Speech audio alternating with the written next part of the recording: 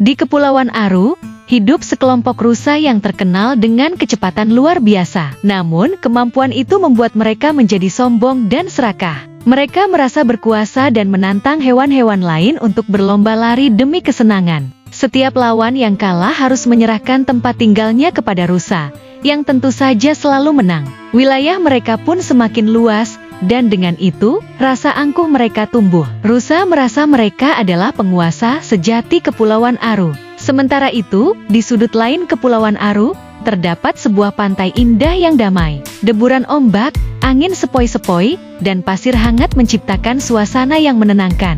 Di sanalah tinggal sekelompok siput laut yang dikenal cerdik dan sabar. Meskipun tubuh mereka kecil dan lambat, siput-siput ini percaya bahwa kecerdasan bisa mengalahkan kekuatan. Mereka hidup rukun dan selalu bekerja sama. Suatu hari, seekor rusa menantang salah satu siput, bernama Kulomang, untuk berlomba. Selain ingin menguasai pantai yang indah itu, rusa juga ingin menambah koleksi kemenangannya. Rusa yakin, karena semua tahu siput adalah hewan yang paling lambat di seluruh pulau. Dengan cangkang besar di punggungnya, siput terlihat tak mungkin bisa menyaingi rusa dalam lomba lari. Namun, rusa lupa satu hal, kecerdikan siput tak bisa diremehkan. Hari perlombaan pun tiba. Rusa datang dengan rombongan, penuh rasa percaya diri. Siput juga tak mau kalah, ia membawa 10 temannya, yang masing-masing ditempatkan di pos pemberhentian yang telah ditentukan. Rencana mereka sederhana.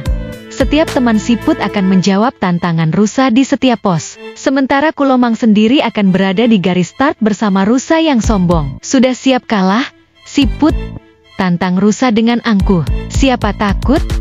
Balas siput dengan tenang. Lomba dimulai. Rusa berlari secepat kilat, meninggalkan siput jauh di belakang. Sementara itu, siput dengan santai melangkah ke arah semak-semak. Setelah beberapa jam, rusa mencapai pos pemberhentian pertama. Dengan napas tersengal, rusa bersandar di bawah pohon sambil mengejek. "Di mana si lambat itu sekarang?" "Hahaha, saya tepat di belakangmu," jawab salah satu teman siput dari balik semak-semak. Rusa terkejut. Tanpa berpikir panjang, ia langsung meloncat dan kembali berlari sekuat tenaga. Kali ini, rusa bahkan tak berhenti di pos kedua, karena terlalu panik. Namun ketika ia mencapai pos ketiga dan berhenti untuk mengatur napas, ia kembali disambut oleh salah satu teman siput. "Mengapa begitu yakin aku belum menyusul?" ujar siput dengan santai.